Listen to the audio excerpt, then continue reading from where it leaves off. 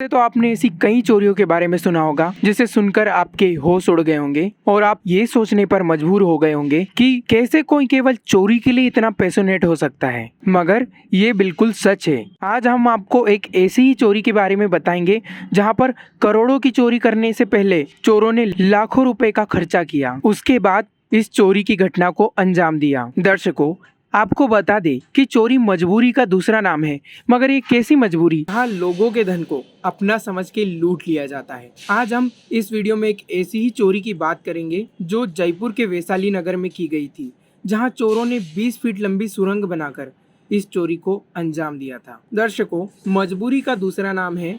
अब आप समझ ही गए होंगे कि हम किसकी बात कर रहे थे, मगर मजबूरी भी ऐसी कि 20 फीट की लंबी सुरंग बनाकर चोरी ही करनी पड़ जाए। चलिए जानते हैं इस चोरी के बारे में। दरअसल ये मामला है जयपुर के वैशाली नगर में रहने वाले hair transplant surgeon doctor Suneet Soni के घर की गई चौंका देने वाली चोरी का, जहां चोरों ने पहले तो डॉक्टर के घर के पास करीबन 90 लाख की कीमत का एक प्लाट लिया। फिर उस प्लाट में कई दिनों की मेहनत के बाद 20 फीट लंबी सुरंग बनाई जो डॉक्टर के घर के अंदर जाकर खुलती थी।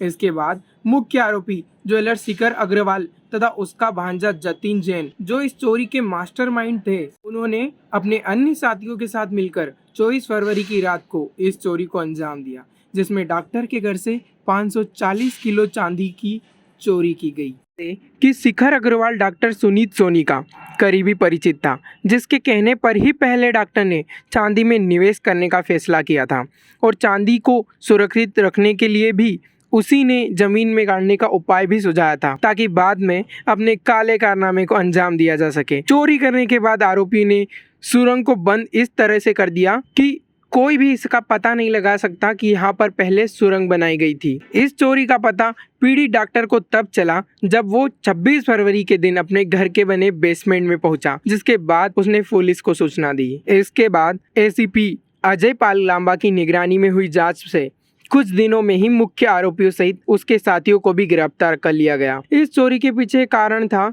कि आरोपी शिखर अग्रवाल पर 5 करोड़ रुपए का कर्जा था, जिसे चुकाने के लिए उसने ये कदम उठाया। बहरहाल, कारण जो भी हो, मगर इतनी मेहनत और लगन से कोई कार्य ही किया जाए तो परिणाम और भी ज़्यादा सुखद हो सकते हैं।